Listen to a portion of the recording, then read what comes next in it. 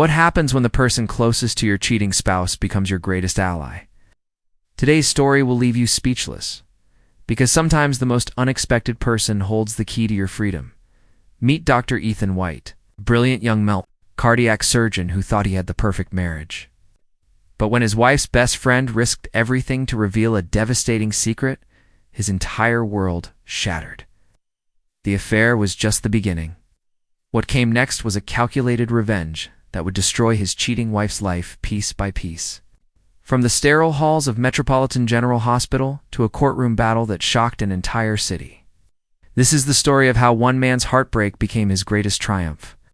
And when he walked down the aisle with the woman who saved him from a lifetime of lies, his ex-wife's reaction was so extreme, it made national headlines. Before we jump back in, tell us where you're tuning in from, and if this story touches you, make sure you're subscribed, because tomorrow, I've saved something extra special for you. Dr. Ethan White had everything a 32-year-old man could want. As the youngest cardiac surgeon at Metropolitan General Hospital in downtown Millbrook, he commanded respect from colleagues twice his age. His hands could repair hearts that others had given up on, and his salary reflected his extraordinary talent. But more than professional success, Ethan believed he had found his soulmate in Sophie Lombardi. Sophie was breathtaking, the kind of woman who turned heads when she entered a room. With her flowing auburn hair and emerald eyes, she looked like she belonged on magazine covers rather than in the modest apartment they shared in Brookstone Heights. They had met during Ethan's residency when Sophie was working as a pharmaceutical sales representative, calling on doctors throughout the city. Her charm was magnetic, her laugh infectious, and Ethan had fallen hard and fast. For 3 years of marriage, Ethan had worked grueling shifts to build their future. 18-hour surgeries were common, sometimes sleeping at the hospital for days during particularly complex cases. Sophie never complained. She understood, she said, that his dedication to saving lives came first. She had her own career to focus on, her own circle of friends to keep her company when he was away. Among those friends was Nora Lewis, Sophie's college roommate and maid of honor. Nora was Sophie's opposite in many ways. Quiet where Sophie was vivacious, thoughtful where Sophie was impulsive, genuine where Sophie was. Well, Ethan had never questioned Sophie's authenticity until recently. The first crack in his perfect world appeared on a Tuesday evening in March. Ethan had managed to leave the hospital early, a rare occurrence, hoping to surprise Sophie with dinner at Luciano's, their favorite Italian restaurant in Little Italy. But when he arrived home to their apartment, Sophie was already gone. Her note, hastily scribbled on their kitchen counter, explained she was having an emergency girls' night with Nora. Ethan thought nothing of it initially. Sophie deserved her social time.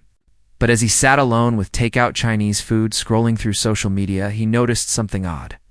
Nora had posted photos from her evening. She was clearly at home, curled up with a book and her cat, Whiskers. No sign of Sophie anywhere. The second incident came a week later.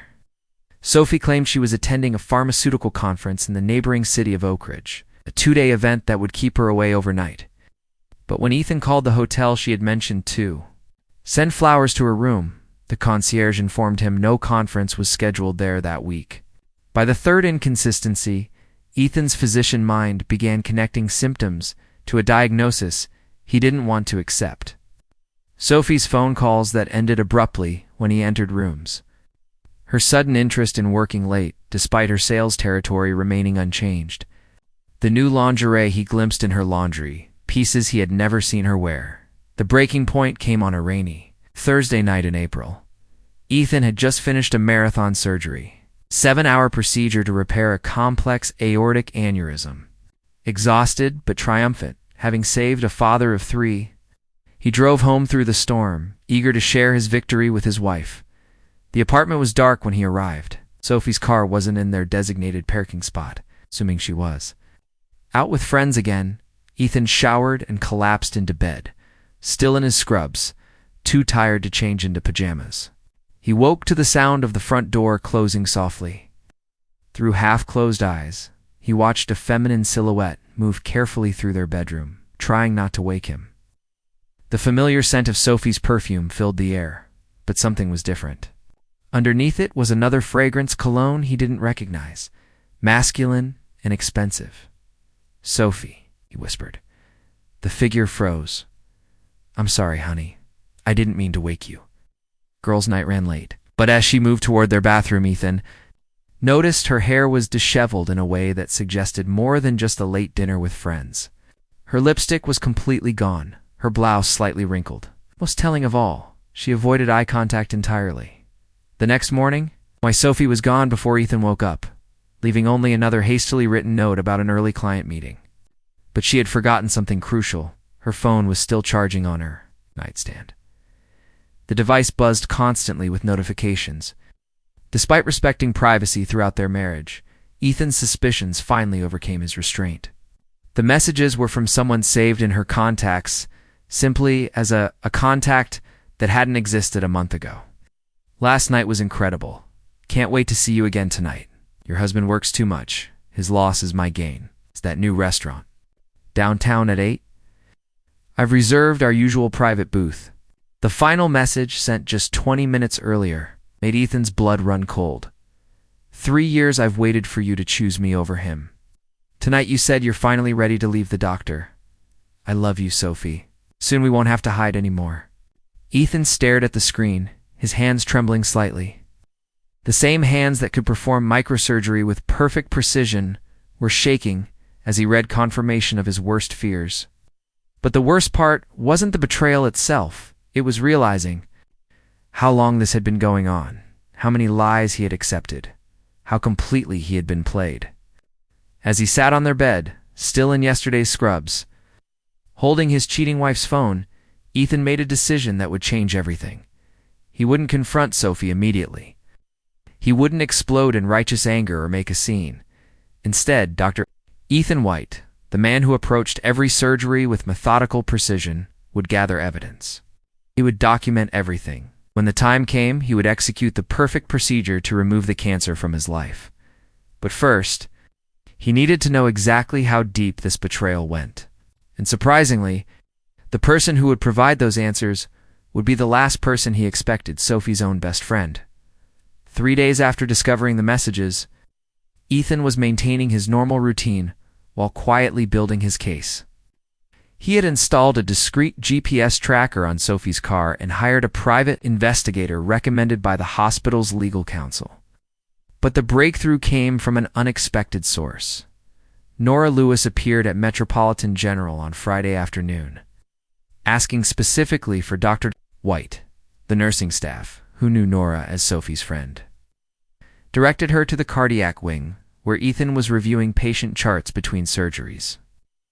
"Ethan, we need to talk," she said, her usual calm demeanor cracked with obvious distress. Privately. They found an empty consultation room, and Nora closed the door behind them. Her hands were shaking as she sat across from him, struggling to find words. "I can't do this anymore," she finally said, tears beginning to form. "I can't watch you be deceived like this. Sophie is my best friend, but what she's doing to you is wrong, and I can't be complicit anymore." Ethan's heart pounded, but he kept his expression neutral. "What are you talking about, Nora? She's having an affair, Ethan?" "With Dr. Alexander Patel from Westside Medical Center. It's been going on for over a year." The name hit Ethan like a physical blow. Alexander Patel. He knew him professionally. They had met at medical conferences, had even collaborated on a few challenging cases. Alex was a successful orthopedic surgeon, recently divorced, with a reputation for being both brilliant and ruthless in his personal life. "How long have you known?" Ethan asked quietly. Nora's voice broke. "Too long. Sophie confided in me 8 months ago. She said it started as just flirtation at a medical gala, but it escalated quickly. She claimed she was going to end it, that it was just a phase. I begged her to tell you or break it off, but she kept making excuses. The girls' nights," Ethan realized aloud, were covers for her dates with Alex, the pharmaceutical conferences that never happened, the late work meetings. "I've been her alibi for months, and I hate myself for it." Nora wiped her eyes with tissue from the consultation room box. "Last week she told me she's planning to leave you. She and Alex are planning to move in together once his divorce is finalized and his assets are secured." The clinical part of Ethan's mind processed this information like symptoms of a complex diagnosis. Sophie wasn't just cheating, she was planning an exit strategy. She was waiting for Alex's divorce to conclude, so she could move directly from one comfortable situation to another, leaving Ethan behind like a discarded medical instrument. There's more, Nora continued, her voice barely above a whisper. She's been going through your financial documents. She knows about your investment accounts, your savings, your stake in the private practice you're planning to join. Alexa's been advising her on how to maximize what she can take in a divorce. Preparing and narrating this story took us a lot of time, so if you are enjoying it, subscribe to our channel. It means a lot to us. Now back to the story. Ethan felt something cold settle in his chest. Not just betrayal, strategic, calculated. Betrayal designed to destroy him financially as well as emotionally. Why are you telling me this now? He asked. Nora met his eyes directly for the first time. Because yesterday she asked me to lie to you again. She wants to go away with Alex for a long weekend, and she needs me to tell you we're taking a girls' trip to the mountains. But Ethan, they're not just going away together, they're meeting with a lawyer Alex knows. Someone who specializes in high-asset divorces. She's preparing to blindside me, Ethan realized. It's worse than that. Alex has convinced her that if she files first and can prove you're never home, always working, emotionally unavailable, she can paint herself as the neglected wife who deserves significant compensation for the years she sacrificed supporting your career. The irony was staggering. Sophie was planning to use Ethan's dedication to saving lives, the very quality that had attracted her to him initially, as a weapon to destroy him in divorce court. I have evidence, Nora said, pulling out her phone. Photos, screenshots of conversations Sophie showed me, details about their meetings. I started documenting everything after I realized she was serious about destroying your life. She showed Ethan a photo that made his stomach turn. Sophie and Alex at an expensive restaurant downtown, her hand on his chest, both of them laughing intimately. The timestamp showed it was from last Tuesday, the night Sophie claimed to be working late on a crucial presentation. There are dozens. More, Nora said quietly. Hotels, restaurants, his apartment. She's been living a double life, and she's gotten careless because she thinks you're too trusting to notice. Ethan studied Nora carefully. Throughout Sophie's deception, this woman had been carrying the weight of the truth alone. She had been torn between loyalty to her friend and basic human decency. Why didn't you tell me sooner? He asked. Without accusation, because I kept hoping she would do the right thing. Kept believing the friend I've known since college was still in there somewhere. But when she started planning to ambush you legally, to take everything you've worked for a while, painting you as the villain. Nora shook her head. I realized the Sophie I knew was gone. This person who could smile at you over breakfast while planning your destruction. I don't know who that is. Ethan was quiet for a long moment, processing everything. Then he asked, What do you need from me? Nora looked confused. What do I need? Ethan, I'm trying to help you. I know, and I'm grateful. But Sophie is going to know this information came from you. When I act on this, she realized you'd betrayed her confidence. Are you prepared for that? The question hung in the air. Nora would lose her best friend, her college roommate, her maid of honor. He would become the enemy in Sophie's story.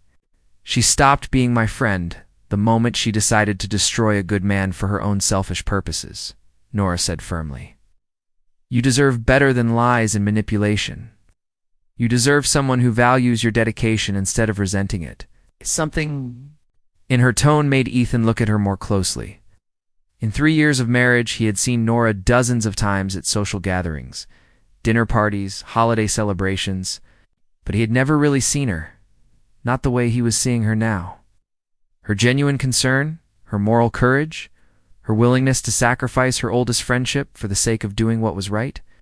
Nora, he said carefully, when this is over, Sophie is going to try to destroy you too. She'll blame you for ruining her plans. Are you prepared for that fight? Nora's smile was sad but determined. Ethan, I've been watching you save lives every day while your wife plots to ruin yours. If she wants to make me the villain in her story, I can live with that. Some things are more important than keeping the peace.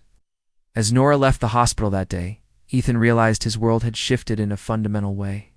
The woman he had trusted most had betrayed him completely, while the woman he had barely noticed had risked everything to save him, Dr. Ethan White. The man who repaired broken hearts for a living was about to learn that sometimes the most damaged hearts could be healed in the most unexpected ways.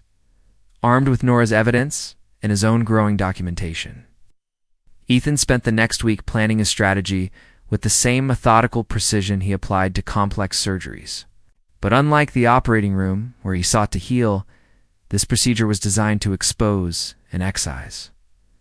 The confrontation came on a Saturday evening. Sophie had told him she was attending a pharmaceutical industry mixer at the Grandview Hotel downtown, another lie Ethan had easily verified. The mixer was actually scheduled for the following weekend. Instead, his private investigator confirmed she was at Alex's penthouse apartment in the upscale Meridian district. Ethan arrived home that evening with an unusual surprise. He had invited Nora for dinner at 11 p.m., claiming exhaustion from networking. She found them sitting at the dining room table, sharing wine and conversation. "Oh," Sophie said, her practiced smile faltering slightly. "I didn't know we were having company," Nora brought over. "Some photos from your college days," Ethan said casually, gesturing to several printed pictures spread across the table. "I thought it would be nice to reminisce." But the photos weren't from college. They were surveillance shots from the past 2 weeks. Sophie and Alex at restaurants, entering his apartment building, kissing in the parking garage of Westside Medical Center. Sophie's face went through a remarkable transformation. The color drained from her cheeks as she realized what she was looking at. Her eyes darted between the photos, then to Nora, then to Ethan, calculating rapidly. "It explained," she started, but Ethan held up his hand. "Actually, you can't," he said, his voice steady and clinical. "Because I have recordings, Sophie, hours of them." This was a calculated bluff, but Sophie's reaction confirmed its effectiveness. Her composure cracked completely. "You've been spying on me?" she demanded, indignation replacing shock. "I've been documenting evidence of adultery and fraud," Ethan corrected. "The same way I document symptoms before making a diagnosis. Would you like to hear some of the more interesting conversations? Perhaps the one where you and Alex discuss the best way to hide assets before filing for divorce?" Sophie's eyes flashed. To Nora with pure venom. "You told him? You backstabbing?" "I told him the truth," Nora interrupted, standing up. "Hey, something you forgot how to do months ago." "See, she's been my friend since we were 18, Sophie screamed, pointing at Nora. "Ow! Could you do this to me? The same way you could smile at your husband every morning while planning to destroy his life," Nora replied calmly. "The difference is, I can sleep at night." Ethan watched this exchange with detached interest, like observing a complex pathology. Under a microscope, Sophie's true nature was finally exposed, not the charming woman he had married, but someone capable of years of calculated deception. "Sophie," he said, drawing her attention back to him, "I want you to listen very carefully. Tomorrow morning, you're going to pack your belongings and move out. I'm filing for divorce on Monday. You can't just throw me out," she protested. "This is my home too. Actually, I can." Ethan pulled out a folder from the kitchen counter. "The apartment lease is in my name only. The car you drive is titled to me. The credit cards you use are mine. Legally, you have very few rights here." What? Sophie's expression shifted to something. "Desperate and calculating, Ethan, please. You can work through this. Every marriage has rough patches. Alex means nothing to me. It was just a mistake." "For over a year?" Ethan asked. "Planning my financial destruction was just a mistake. I never meant for it to go this far," she pleaded, approaching him with the same seductive smile that had once made his heart race. "You work so much you're never here. I was lonely. But I choose you, Ethan. I choose our marriage." "Owie," said simply, "You chose Alex. You chose deception. You chose to try to destroy me rather than simply asking for a divorce honestly. Those choices have consequences." Sophie's mask finally fell away completely. She screamed. "You want to know the truth? You're boring, Ethan. You care more about your patients than your wife. Alex makes me feel alive in ways you never could.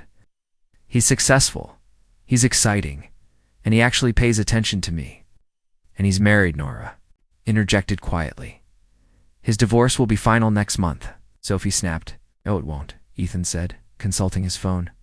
I spoke with Dr. Patricia Hendricks at Westside Medical Center yesterday. Alex's wife withdrew the divorce papers last week. Apparently, she decided to give their marriage another chance after learning about his affair with a married pharmaceutical rep. The silence that followed was deafening. Sophie stared at Ethan, the reality of her situation finally sinking in. Alex had been playing her the same way she had been playing Ethan. "That's impossible," she whispered. "I'm afraid not." It seems Dr. Patel is quite skilled at manipulation. His wife isn't the first woman he's convinced to leave her husband for him, only to reconcile with his own wife when things get complicated. Sophie sank into a chair, the full scope of her situation becoming clear. She had destroyed her marriage for a man who had never intended to leave his own wife. She had burned bridges with her best friend for someone who saw her as disposable. "I have nowhere to go," she said quietly, perhaps the first honest thing she had said in months. "That's not my problem anymore," Ethan replied, but there was no cruelty in his voice, only finality. "You made your choices, Sophie. Now you have to live with them." As Sophie sat there in stunned silence, Ethan realized something profound had shifted within him. For months, he had felt like something was wrong with him, that he wasn't attentive enough, romantic enough, present enough. But seeing Sophie's true nature exposed, he understood that no amount of effort could have saved a relationship built on lies. "Nora," he said, turning to the woman who had risked everything to tell him the truth. "Thank you. I know what this cost you." Nora's smile was sad, but genuine. "You deserve honesty, Ethan. You deserve someone who sees your dedication as a gift, not a burden." As they looked at each other, both of them ignoring Sophie's continued presence, something unspoken passed between them. In 3 years of marriage, Ethan had never felt as understood as he did in that moment with Nora. The irony wasn't lost on him. In trying to destroy his life, Sophie had inadvertently introduced him to someone who might actually enhance it. A woman who had warned him about betrayal was the same woman, who made him feel like he could trust again, but that realization would have to wait. First, he had a marriage to end, a life to rebuild, and a future to plan. And for the first time in months, Dr. Ethan White was looking forward to what came next. Sophie could keep her lies and her married lover. Ethan had found something infinitely more valuable, the truth, and the person brave enough to tell it. Within 48 hours, Sophie was gone. She had packed her belongings with the efficiency of someone who had been mentally preparing for this moment, though clearly not under these circumstances. Ethan watched from the kitchen as she loaded suitcases into her car, her phone pressed to her ear in increasingly frantic conversations that he assumed were attempts to reach Alex. By Monday morning, Ethan's attorney had filed divorce papers citing adultery, with Nora's photographic evidence and the private investigator's comprehensive report attached. In their state, adultery affected asset division, and Sophie's calculated planning to defraud him would work decidedly in Ethan's favor. But Ethan's most strategic move wasn't legal, it was professional. Dr. Alexander Patel had built his reputation at Westside Medical Center on being the go-to orthopedic surgeon for high-profile patients. Professional athletes, celebrities, and wealthy executives specifically requested him for complex procedures. What Alex hadn't anticipated was that the medical community in Millbrook was smaller and more interconnected than he realized. Ethan began making discreet inquiries. It's not malicious gossip, but careful professional conversations with colleagues who had referred patients to Alex. He mentioned, in passing, concerns about a surgeon whose personal life might affect his professional judgment. He shared, confidentially, that he had evidence of Alex conducting affairs with multiple married women simultaneously, suggesting a pattern of behavior that raised questions about his character and reliability. Within 2 weeks, the major referral. Sources had quietly shifted their recommendations to other orthopedic surgeons. Alex's calendar, once booked months in advance, began showing unexpected gaps. Meanwhile, Sophie's world was crumbling in ways she hadn't anticipated. The apartment she had hastily rented in the Riverside district was a significant downgrade from the luxury she had grown accustomed to. Her pharmaceutical sales position, which had provided comfortable income when supplemented by Ethan's substantial salary, now felt inadequate for maintaining her lifestyle. Worse, Alex had completely cut Contact. His phone went straight to voicemail. His text messages went unanswered. And when Sophie showed up at Westside Medical Center, security escorted her out after Alex claimed she was harassing him. The breaking point came 3 weeks after the confrontation. Sophie appeared at Metropolitan General during Ethan's lunch break, looking haggard and desperate. The confident, polished woman he had married was replaced by someone with dark circles under her eyes and trembling hands.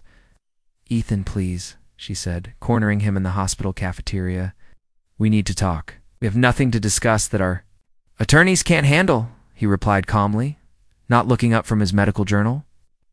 "Alex won't return my calls," she said, her voice breaking. "His wife found out about us, and he's acting like I don't exist. I made a terrible mistake, but you and we can fix this." Ethan finally looked at her, seeing desperation he had never witnessed before. "Sophie, you didn't make a mistake. Made hundreds of calculated decisions over more than a year. You planned to destroy my life for your own benefit? That's not a mistake, that's who you are." "I was confused, scared," she pleaded. "You were always working, and I felt neglected. Alex made me feel special, but I realize now that you're the one who really loves me." "No," Ethan said quietly. "I loved who I thought you were. The real you, the one who could lie to my face every morning while planning my destruction. I never loved her because I never knew her existed." Sophie's desperation intensified. "I'll sign a postnuptial agreement. I'll give up any claim to your assets. I'll do whatever it takes to prove I'm sorry." "Sophie, listen to me carefully," Ethan said, closing his journal and giving her his full attention. "Even if I could forgive the affair, I could never trust you again. And even if I could trust you again, I wouldn't want to. Because over these past few weeks, I've realized something important." He paused, choosing his words carefully. "I've realized what it feels like to be with someone who actually values honesty. Someone who sees my dedication to my patients as admirable rather than inconvenient. Someone who makes me feel appreciated rather than inadequate." Sophie's eyes widened with understanding. "Nora," she whispered, the name dripping with venom. "Nora has been everything you pretended to be," Ethan confirmed. "She's genuine, loyal, and courageous enough to do the right thing, even when it's difficult. Spending time with her has shown me what I was missing in our marriage. Not just fidelity, but actual partnership. She stole my husband," Sophie hissed, loud enough to draw stares from nearby tables. "No, Sophie.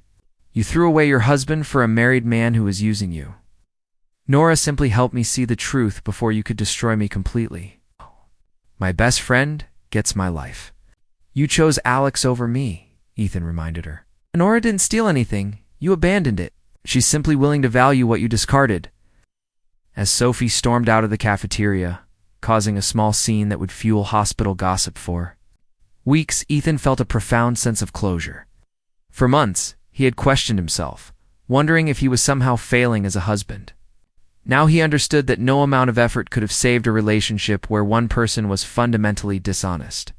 That evening, Ethan took Nora to dinner at Bellacorti, the finest restaurant in Millbrook's Arts District. Not as friends, supporting each other through difficult times, but as two people exploring the possibility of something genuine and lasting. "Are you sure about this?" Nora asked as they shared dessert. "I mean, Sophie and I were best friends for over a decade. People will talk." "Let them talk," Ethan said, reaching across the table to take her hand. "I've spent 3 years trying to make someone happy who was incapable of appreciating what she had. I'm not going to waste another day worrying about the opinions of people who don't matter." Nora smiled, squeezing his hand gently. "I never imagined when I decided to tell you the truth that it would lead to this." "Neither did I," Ethan admitted. "But sometimes the most important surgeries are the ones you never planned to perform. Sometimes you have to remove something diseased to discover something healthy was there all along."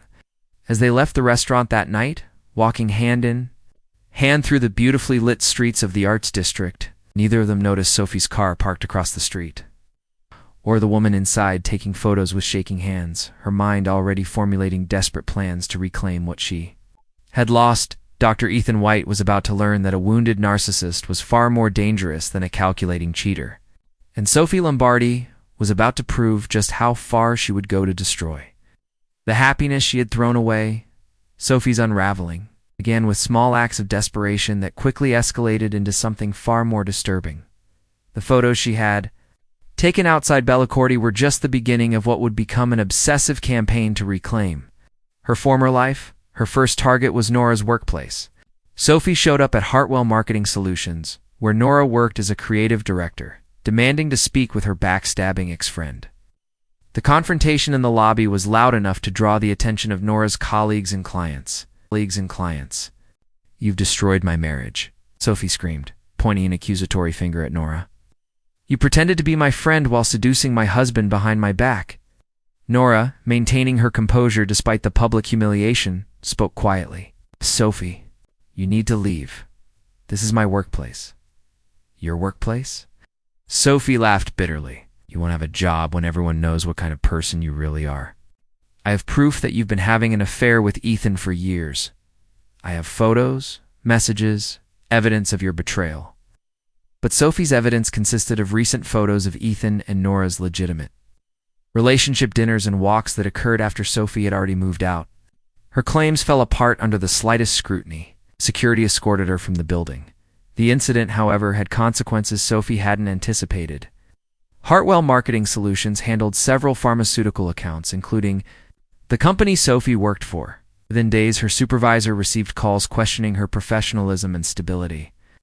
Sophie found herself placed on administrative leave pending investigation, corporate speak for being quietly pushed out. Undeterred by professional consequences, Sophie escalated her campaign. She created fake social media accounts to spread rumors about Ethan and Nora, claiming their relationship had been ongoing throughout Sophie's marriage.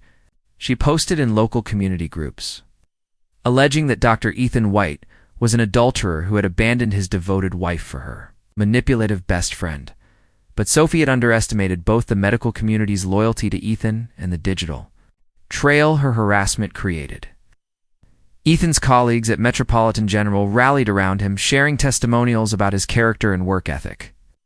Patients who had benefited from his surgical skills posted their own stories of his dedication and compassion, more damaging to Sophie's credibility. Her obsessive posting pattern revealed the depth of her instability. Screenshots of her increasingly unhinged messages circulated among Millbrook's professional community, painting a picture of a woman whose grip on reality was slipping. The breaking point came during the annual Millbrook Medical Gala, a prestigious charity event where the city's medical professionals gathered to raise funds for the children's hospital wing. Ethan attended with Nora as his date, their first major public appearance as a couple. Sophie, who had somehow obtained a ticket through connections in the pharmaceutical industry, made a scene that would be talked about for years. During the silent auction portion of the evening, she approached their table, clearly having been drinking, and loudly declared everyone should know the truth about Dr. Ethan White and his home-wrecking mistress. The elegant ballroom fell silent as Sophie continued her tirade. "This man abandoned his loving wife for her best friend. He's a fraud, a liar, and ma'am," interrupted Dr. Patricia Hendricks, the hospital's chief of staff and one of the most respected physicians in the state. "I think you need to leave." "You don't understand," Sophie insisted, swaying slightly. "They've been having an affair for years. I have proof." "What you have," Dr. Hendricks said firmly, "is a restraining order violation. Security has already called the police." Indeed, Ethan had obtained a restraining order the previous week after Sophie's workplace harassment of Nora. Her presence at the gala, where she was clearly targeting them, constituted a legal violation. As security escorted Sophie out, she made one final desperate play. "Ask Nora about the night she seduced my husband while I was out of town," she shouted. "Ask her about how she planned this whole thing." But her accusations only highlighted her delusions. The timeline she described would have required Nora to orchestrate Sophie's affair with Alex, manipulate Sophie into betraying Ethan, and somehow predict Sophie's self-destructive choices months in advance. The gala guests, many of whom were familiar with both Ethan's character and Sophie's recent erratic behavior, responded with embarrassed silence rather than the outrage Sophie had hoped to provoke. After Sophie's removal, Dr. Hendricks addressed the room. "Ladies and gentlemen, I think we can all agree that Dr. White represents the best of our profession: dedication, integrity, and compassion. Perhaps we should focus on celebrating those qualities rather than dwelling on unfortunate personal situations." The room burst into applause, not just for Ethan, but in clear rejection of Sophie's attempted character assassination. Later that evening, as Ethan and Nora sat in his apartment reviewing the evening's events, they received word that Sophie had been arrested. A restraining order violation had been compounded by public intoxication and disturbing the peace charges. "I almost feel sorry for her," Nora said, curled up next to Ethan on his couch. "She's destroyed everything good in her life, and she can't accept that she did it to herself." "Narcissists rarely can," Ethan replied, stroking her hair gently. "In her mind, she's the victim of our conspiracy rather than the architect of her own downfall." But even from jail, Sophie wasn't finished. Her final desperate act would push her beyond the point of no return, forcing everyone who had ever cared about her to finally accept what she had become.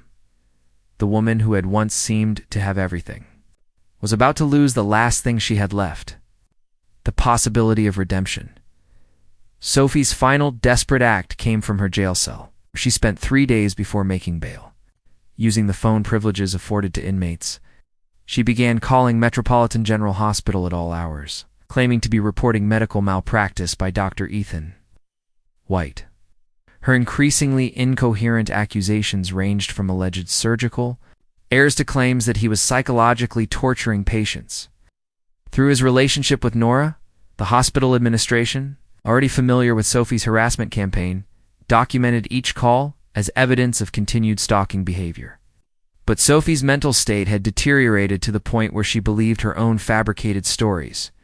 She convinced herself that if she could just get Ethan's medical license revoked, he would come crawling back to her, begging for her forgiveness and help. Her final call came at 3 a.m. on a Tuesday, reaching the night supervisor in the cardiac unit. Sophie, speaking rapidly and barely coherently, claimed she had inside information about Dr. White's dangerous psychological condition and demanded to speak with the hospital board of directors immediately. "Ma'am," the supervisor said patiently, "it's 3 in the morning and you've called 17 times tonight. We cannot, he's planning to hurt me," Sophie screamed into the phone. "He's using his medical connections to destroy my life. Turned everyone against me. This is conspiracy. This is... The line went quiet for a moment, then Sophie's voice returned, barely a whisper. "Why doesn't anyone believe me? I'm telling the truth. I'm the victim here." That call, recorded, like all the others, would later be used as evidence in Sophie's involuntary psychiatric evaluation. The woman who had once been charming enough to manipulate 2 successful doctors simultaneously was now exhibiting clear signs of a complete psychological break. Meanwhile, 6 months after that terrible night when Ethan discovered the affair, he was experiencing a happiness he hadn't known was possible. His relationship with Nora had blossomed into something remarkable. Built on the foundation of honesty that his marriage had lacked, Nora understood his dedication to his patients in ways Sophie never had. When Ethan was called away for emergency surgeries, Nora brought him coffee and encouraged him to save lives. When he worked long hours on complex cases, she found ways to support him rather than resent him. When he talked about his work with passion, she listened with genuine interest rather than barely concealed irritation. "You know what I love most about you?" Nora said one evening, as they walked through Willowbrook Park, watching the sunset paint the sky in brilliant oranges and purples. "My devastating good looks and impressive salary," Ethan teased, pulling her closer. "Your hands," she said seriously, taking his right hand in both of hers. "These hands save lives every day. They're gentle and precise in healing. I love that when you touch me, I'm being touched by hands that have literally restarted human hearts." It was in that moment, surrounded by the natural beauty of the park where they had shared so many evening walks, that Ethan realized he wanted to spend the rest of his life with this woman who saw his calling as a gift rather than an inconvenience. The proposal came 3 weeks later, not in a fancy restaurant or exotic location, but in the same hospital consultation room where Nora had first told him the truth about Sophie's betrayal. "This is where you saved my life," Ethan said, getting down on one knee as Nora stared in shock. "Not just by telling me about the affair, but by showing me what real love looks like. Will you marry me?" Through happy tears, Nora said yes, and Ethan slipped a ring onto her finger, not an ostentatious display of wealth like the one he had given Sophie, but a perfectly chosen symbol of their genuine connection. Their wedding 6 months later was everything Sophie's had pretended to be: authentic, joyful, and surrounded by people who genuinely cared about their happiness. The ceremony took place in the gardens of Elmwood Estate, with Dr. Patricia Hendricks officiating. She had gotten ordained specifically for the occasion. The medical community turned out in force, celebrating not just a marriage but the triumph of integrity over deception. Sophie, by this time, was a patient at Riverside Psychiatric Facility, where she was receiving treatment for what psychologists termed a severe narcissistic breakdown with delusional features. She had lost touch with reality to the point where she believed elaborate conspiracy theories about how Ethan and Nora had somehow orchestrated her affair with Alex, manipulated her into making poor choices, turned the entire medical community against her. Her former lover, Dr. Alexander Patel, had quietly relocated to another state after his own reputation became irreparably damaged. His wife had ultimately divorced him, taking half his assets and ensuring that his romantic manipulations became public record in their proceedings. On the day of Ethan and Nora's wedding, Sophie sent a letter from the psychiatric facility. Nora found it among the wedding gifts and showed it to Ethan during their reception. The letter, written in shaky handwriting, read, "I know you think you've won, but everyone will eventually see the truth. Ethan belongs with me. We were meant to be together, and this fake marriage won't last. I'm getting better, and when I'm released, I'll prove that you stole my life. I'll make everyone understand that I'm the real victim. You can't keep living my life forever." Ethan read the letter, then calmly tore it into pieces. "She still doesn't understand," he said to Nora as they danced to their first song as husband and wife. "Understand what?" Nora asked, resting her head on his shoulder. "That she didn't lose her life to us. She threw it away all by herself. We didn't steal anything. We just refused to let her destroy us too." As they swayed to the music, surrounded by friends and colleagues who had witnessed both Sophie's self-destruction and their genuine love story, Ethan reflected on this strange journey that had brought them here. A year ago, he had been married to a woman who saw his dedication as a burden. Tonight, he was married to a woman who saw it as a blessing. A year ago, he had been living a lie disguised as a perfect marriage. Tonight, he was beginning a real partnership built on truth and mutual respect. 2 years later, as Dr. Ethan and Nora White welcomed their first daughter into the world, Sophie remained in psychiatric care, still convinced that she was the victim of an elaborate conspiracy. She had chosen delusion over accountability, madness over growth, bitterness over healing. But in the delivery room at Metropolitan General Hospital, as Ethan held his newborn daughter while Nora recovered from labor, none of that mattered anymore. The woman who had tried to destroy his life had only succeeded in clearing the path to his real happiness. Sometimes the most important surgery isn't the one you perform on a patient. Sometimes it's the one you perform on your own life, carefully removing the toxic elements and allowing the healthy tissue to flourish. Dr. Ethan White had performed that surgery with the precision of a master, and the results were more beautiful than he had ever dared to imagine. 5 years later, Ethan White stood in the observation deck of Metropolitan General's new pediatric cardiac wing, watching his team prepare for a complex surgery on a 6-year-old patient. At 37, he had become the hospital's youngest ever chief of cardiac surgery, a position that came with prestige, responsibility, and the satisfaction of building something lasting. Below in the surgical suite, his protege was performing her first solo pediatric heart repair. Dr. Sarah Chen, a brilliant young surgeon who reminded him of his own dedication years earlier. The surgery was proceeding flawlessly, and Ethan felt the familiar pride of watching the next generation of healers take flight. "Proud papa moment," Nora asked, joining him at the observation window. Even after 5 years of marriage, her presence still brought him instant peace. "Professional pride," he corrected with a smile, then gestured toward the surgical suite. Oh, I suppose I know what actual proud papa moments feel like now.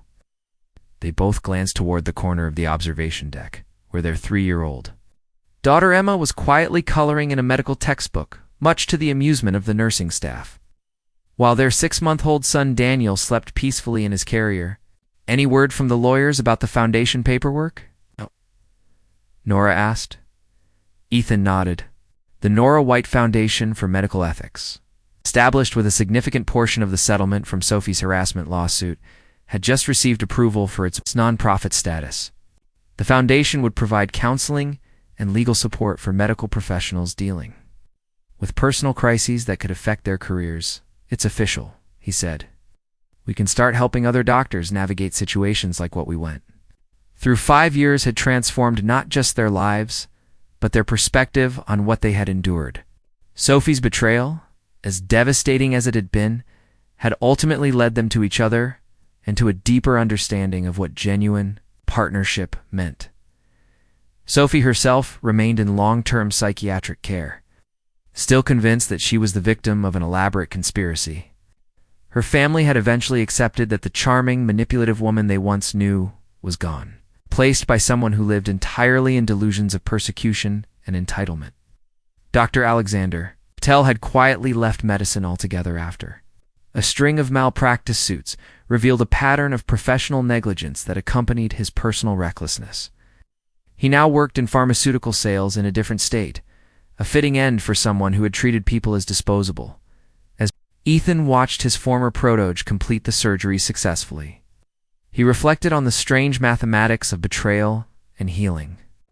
Sophie's attempt to destroy his life had only cleared away everything false, leaving room for everything real. "Ready to go home?" "Oh," Nora asked, gathering their son's carrier. "Always," Ethan replied, helping Emma pack up her coloring supplies. "Sometimes the heart you save is your own." Up next, you've got 2 more standout stories right on your screen. If this one hit the mark, you won't want to pass these up. Just click and check them out. And don't forget to subscribe and turn on the notification bell so you don't miss any upload from us.